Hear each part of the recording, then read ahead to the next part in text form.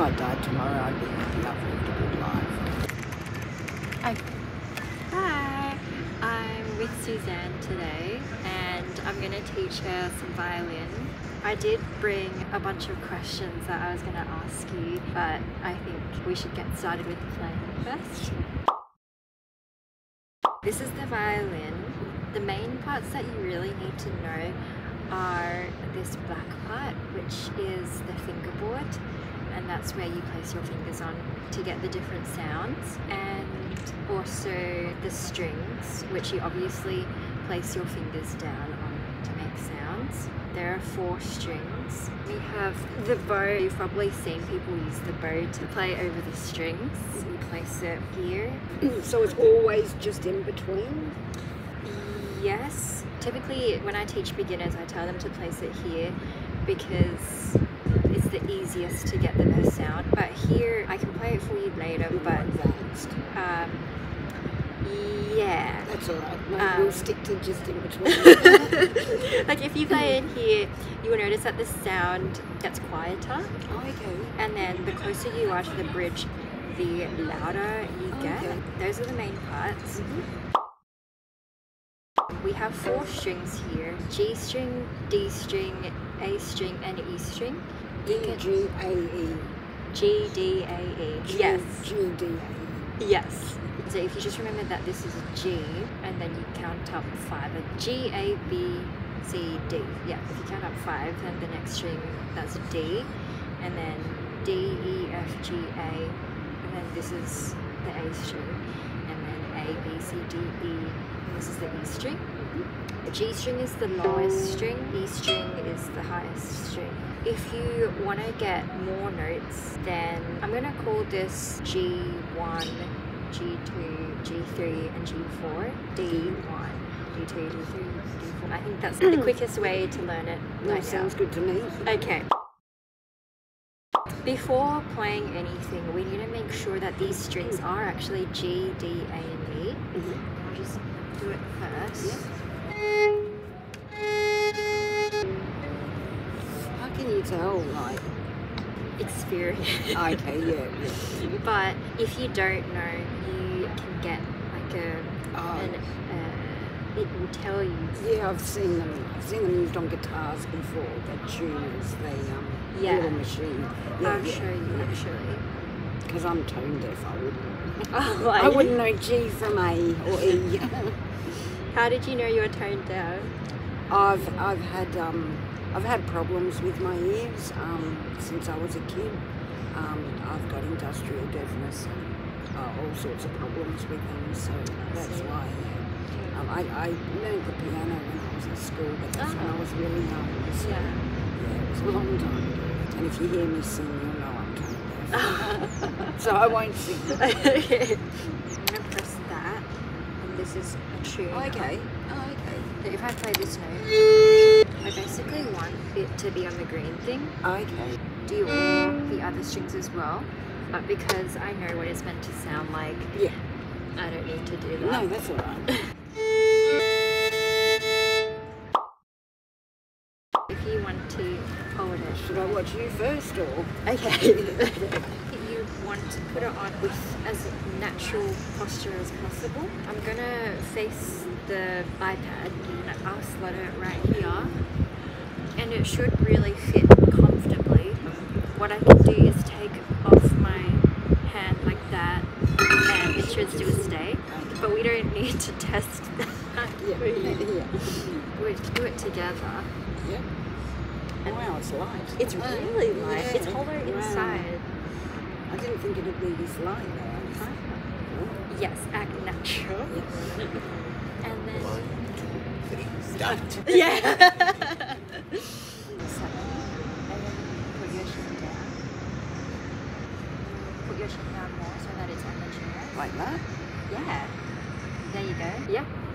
Does it feel comfortable? It's not uncomfortable. I won't get you to take I'm not off. going to let go.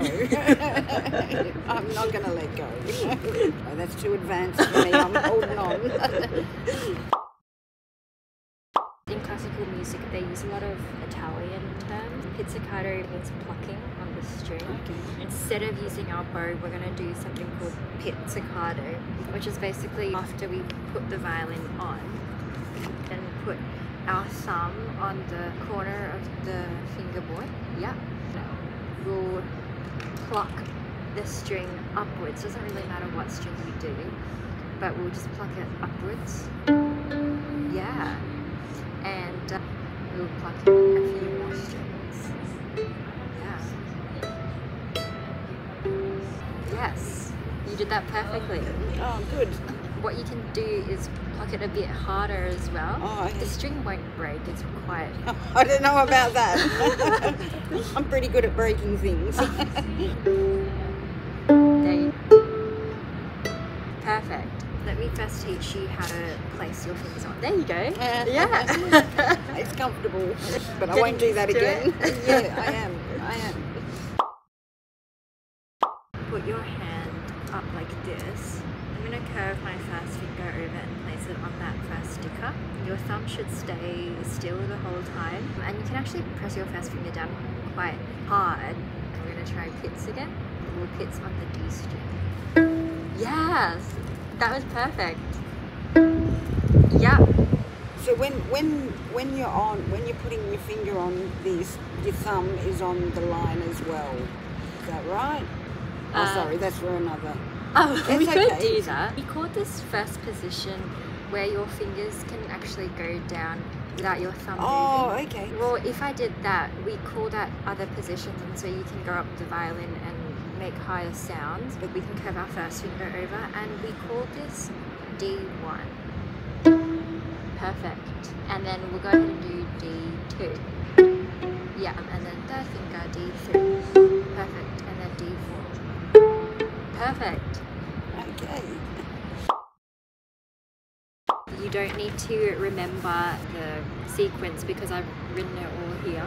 Oh, lovely. Yeah. These were the music notes that I showed Suzanne. We'll see how much you remember. Oh. It's not a test or anything. All right. First, I normally teach people without the bow. We can look at the first line. So we have A, E, E. A, E,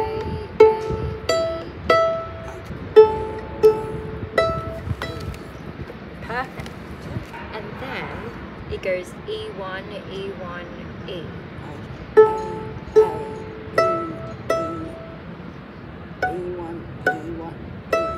Yeah, it doesn't get much harder than that actually.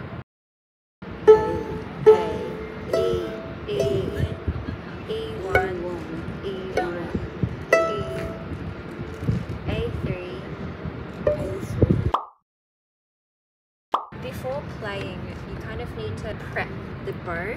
We play using the hand. Yeah. Oh, okay, yeah, right. We need to put something called rosin on. I think this is tree sap. Dig it in quite. This will give more friction. This is the easy way of holding the bow. We're gonna put the thumb on the metal bit like this. Yeah, kind of perpendicular to it. And then we're gonna wrap our 4 fingers down here. Yeah, perfect. And then the pinky finger will always go on the tip. And let's see if we can turn the bow around now. And see if you can... Wow, you're actually doing that perfectly. Am I? Yeah. You sure? So many people struggle with doing that. Yeah, that's a perfect bow hold. No worries. Okay, the proper bow hold would be to put the thumb inside, but a lot of people do have trouble with that. But you could try it. My thumb is stopped growing, so it's it's like a big toe. Oh. So I might, You might leave it here? Yeah, I'll leave it here. Okay, perfect. Yeah, that is so perfect. Now the next step would be to place it on the string. I'll put my violin on as normal, and then I'll pick up my bow, have that normal bow hold, place it on, and then I'm just gonna play the string. You can experiment with how lightly or heavy you want to do it. The heavier I put it on,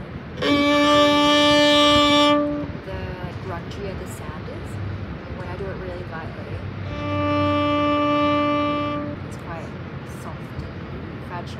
Do you want to find a balance between those two? Why don't you give that a try first? Oh, okay.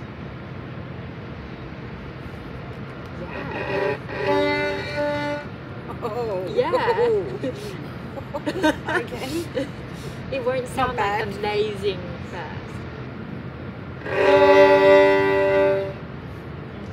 The strings are quite close together, so you could accidentally touch I did before, the G string. You basically stop that from tilting the bow more this way. Yeah. Sorry. You don't have to use the whole. Oh, okay. You can use it up to here. Okay. Yeah, and then we didn't have that extra sound. We call this a down bow because the action that you're doing is like going down. And then we also have up bow, so the action is going upwards. You can try up bow this time.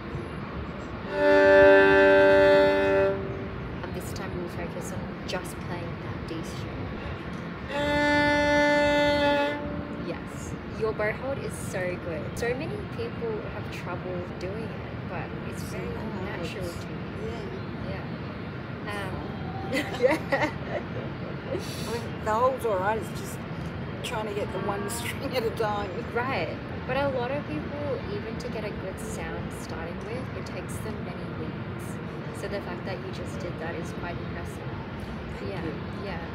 But another thing to think about is something called straight bow. You want the bow to be parallel to the bridge. That way you'll get the best sound possible. Let me guide your bow so that it's as straight as possible. Yeah. And very lightly.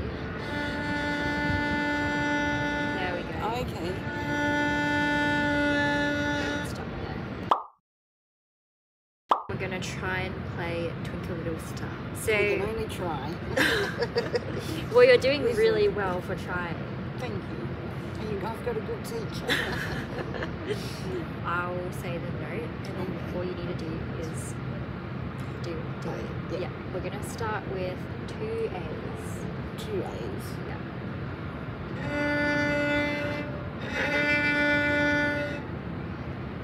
Nearly. No? Nearly. Up. Yes. And then we're gonna move on to E.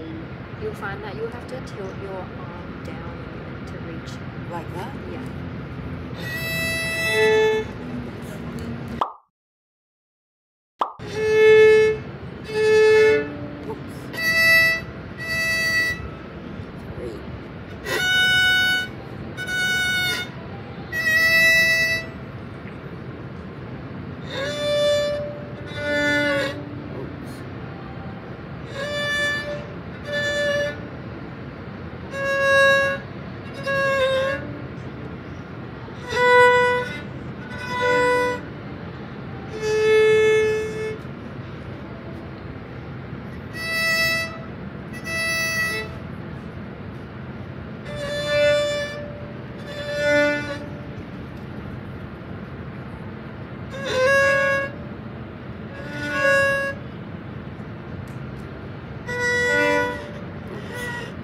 Sorry.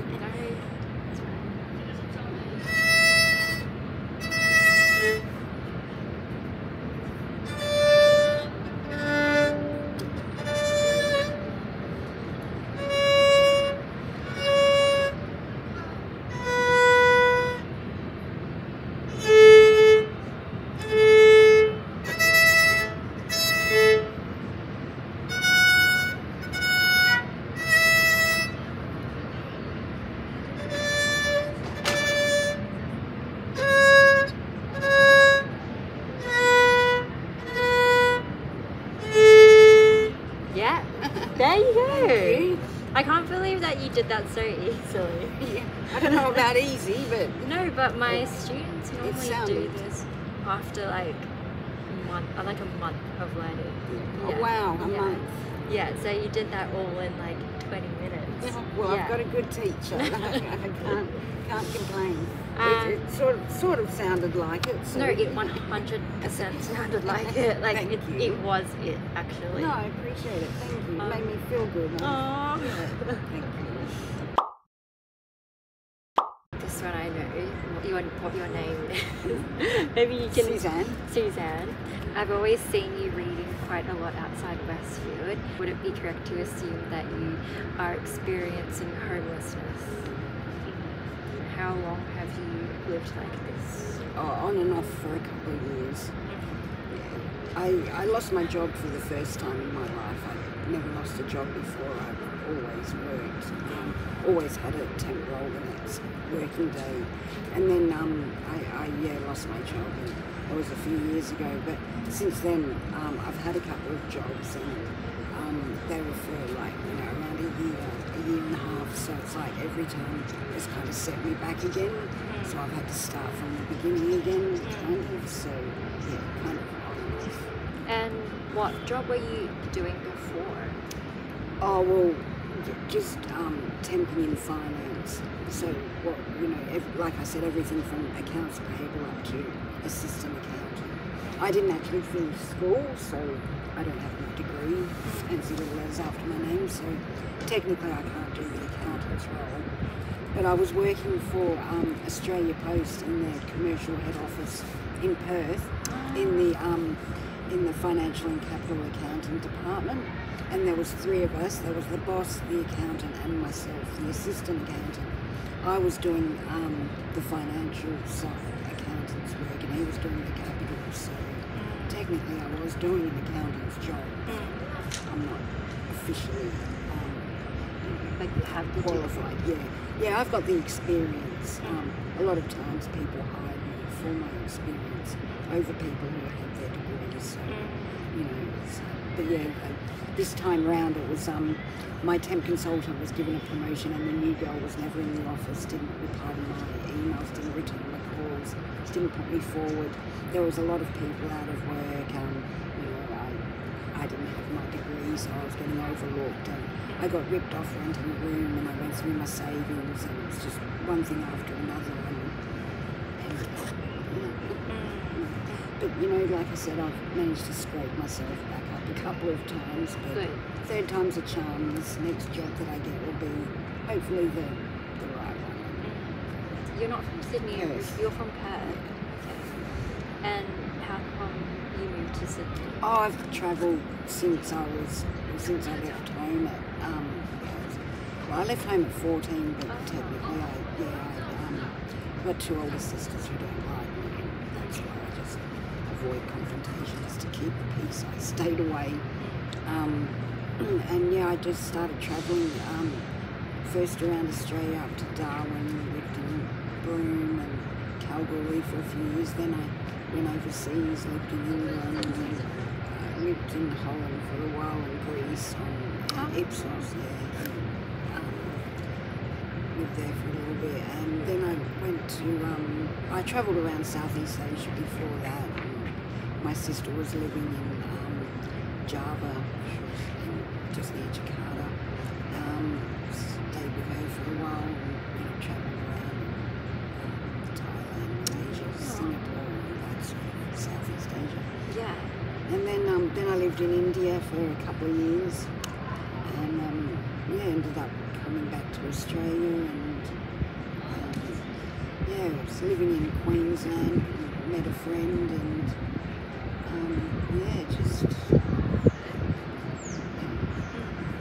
I went back to Perth for a little while because my mum wasn't well. She passed away from cancer, and my he's just had a stroke, and he's been in hospital, so he's not well, and he's really old too, so it'd be nice to get back to see him. I talked to him, I've got a brother, and I talked to him, and he's alright. He's got his own family, he's got his own problems. So, How old were you when you lived in those countries? Oh, I was probably around 20 or 8. Did you work in those countries? Yeah, I worked in a spice shop in India. In England, I was doing my temping and also working in pubs to like cover the accommodation. So I'd live and work there just a couple of nights a week, work so that I could work in the office during the day and then work a couple of nights at the pub so that I would cover my accommodation because it's quite expensive. But I ended up, moving in with some friends, renting a house because it was too much drinking. And living in the pubs, and I was a big drinker. I don't drink now, but since a kid. Yeah. I'm too old for that. I couldn't do it anymore. But yeah, back then I was drinking a lot. What would that mean? A lot. Well, I was in Germany and I drank 8 steins in one night. I don't know what a stein is. 1 litre. Oh, wow. That's 8 litres of beer, and I'm not a very big girl. Yeah. So, yeah, I didn't end up making home that night. Do you have any regrets about your past? No. I'm grateful that I travelled. I might be selfish. I didn't get married and have kids, but I've got my little fur baby. That's enough for me. So. What would a day in the life of Suzanne look like? I'd get woken up by my little puppy jumping on me. Yeah. So, waking me up, saying, good morning. I have to have a coffee first thing in the morning. There's a cafe just around the corner. They're really good. They I normally get a medium and they charge me for a small. And because I don't have money, they give it to me like on credit, and then as soon as someone gives me enough money, I go and pay for it. So it's really good. I get to have my coffee straight up and I have to wait until I've got the money to pay for it. Yeah. So they're really good like that. Which one is that? It's just around the corner from where I sit, so it's on that street. Is that the one huge? Huge, yeah. They're really good there. Okay. What coffee do you get?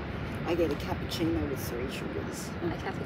Okay. And then if I don't have accommodation, I'd come here and just sit here for however long. If I'm having a bad day, I'm not really getting much, I might leave. If I get enough, then I ring up the hotel and book a room. Otherwise, it'd just be looking for a job, taking my dog to the park. How boring. No. What would looking for a job? How would you do that? Everything and anything. Basically, sitting there, I ask people. It's not always what you know is who you know. So I ask people if they know of a job or if they know of someone who knows someone. I go around handing people my resume. I go onto Seek and Indeed and those websites. I've got an account with all of them and check the roles that are showing and put my resume forward for. Any that I think I might be good at. I've got a job agency that I'm with. They're the ones that actually found me the 2 jobs. Well, technically I've had 3 jobs, but one was a cleaning job and I found that myself and it wasn't very good because I get dermatitis. Oh, yeah. So it was better enough. It got me enough money to book a room for a couple of nights. Yeah. I was happy. Yeah. So I was able to relax and get my dermatitis under control. Dermatitis is eczema. Yeah, I get that too. Nothing you can do about it. You've got to live with it. There's no cure. Really? What kind of job would you be after? So I feel like I do have this platform here. I feel like I could help you. I don't know, like look for a job or something. Pretty much anything. I'm not really fussed. Anything that I'm basically capable of doing, but nothing to do with customer service. I've always worked back office. I think my appearance is very good for customers face to face. Have you ever been in any unsafe situations? Yeah, lots of times. Lots of times? Yeah. A couple of times in India. there were some policemen that had rifles, and this one time I was on a train and the policeman, he was pointing his rifle at me and shouting at me, and I couldn't understand when he was shouting at me and talking so fast. I couldn't understand. I was really scared. I think he just wanted my ticket so that he could give it to like his sister or his wife or something. So I just pleaded ignorant and just sat there looking at him, what? And, I thought he was going to shoot me or he's not, but he didn't, leaving me alone. Yeah. And then another time I was somewhere where I wasn't supposed to be, and I didn't realise because I was with an Indian friend of mine and we were both drunk, and we were somewhere where we weren't supposed to be, and the two I don't know, security or policemen or whatever they were came running after us, so we bolted, and he had a little rickshaw, so we jumped on that, roared off, went around the corner, went too fast, fell over, but we were alright. There was a couple of scrapes. One time in England, I hadn't been there long. I was at a nightclub with some friends, and I met this guy I'd never seen before in my life. I ended up jumping in his car, and we drove down to Brighton. Yeah. And the Brighton beach area, the Pebble. Yeah. And because we'd been at the nightclub all night, and it was first thing in the morning, and it was overcast, and it was cold, and pebbles, and there was sand, and it was miserable.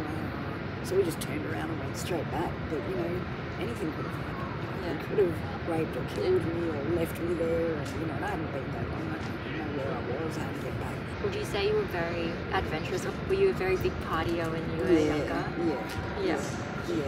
What age did you start going to parties or drinking? 14. Really? 13. Yeah, I was very young. This one pub back in Perth, the Swan Inn, it was down in Fremantle. There was this band that we used to watch. I've never gone to a club before. I used to use my sister's ID, and one night we were at this one pub, and I said, I'll go in first, because if I don't get in, then, because she could have got in because she had the ID, but I thought, if I go first and I don't get in, then I can go somewhere else. So I went in and I said, come back like 5 minutes later. Anyway, I didn't realise there was a big long queue, so I'm standing in line and waiting 5 minutes, and then 5 minutes later she comes and she's right behind me. And I show the guy my ID, the bouncer, and he looks at her, no worries, go in. And then she's right behind me, next person who looks at her ID, you're right. Really? And we got in, it was crazy, but he must have just, looked at the date of birth and thought, you've got the right age. Yeah. Coincidence, you got the same birthday. You don't look anything alike, so you can't be sisters. So, At what age did you stop drinking or partying? I had this huge operation that was not a very good one. Just lots of things went wrong, and I was probably around in my 30s, mid to late 30s. It's been over 10 years that I haven't been drinking, and I'm 51 now. Was it easy to stop? Yeah, it was. I thought it wouldn't be, but it was just like overnight. I just didn't want to drink anymore. Do you have any other goals that you're working towards? Not really. If I died tomorrow, I'd be happy I've lived a good life. It really seems like it. Yeah. Not many people can say they've lived in all these countries and had all those stories that you've had. Because most people literally graduate uni, do their 9 to 5, and end up feeling bad about their life. Like, it's not very fulfilling. And I personally don't want to go down that path. Like, I want to be able to tell an interesting story as well. Yeah. Travel is good. I tell everyone, if you can, travel as much as you can. How did you save up to travel? Yeah, I just worked. Worked and scrimped and saved and walked to work instead of, catching the train. Just, took my lunch to work instead of buying it. Well, my granddad was Scottish, so he was tight with his money. And of course, he brought up my dad, who was born in Australia, but I wouldn't say he was tight with his money, but he was careful. He taught me to be careful with my money and to save. And invest. And I worked in a bank as well, so I'm normally good with money. Have you met other people living on the street as well? Yeah, I have, but a lot of them are in the city and they're not really nice people. A lot of them are on drugs. That's why I like staying out here. There's not so many when I can, sit by myself and read and not get bothered by them when I sort of, they can be there and stuff and money and this and that.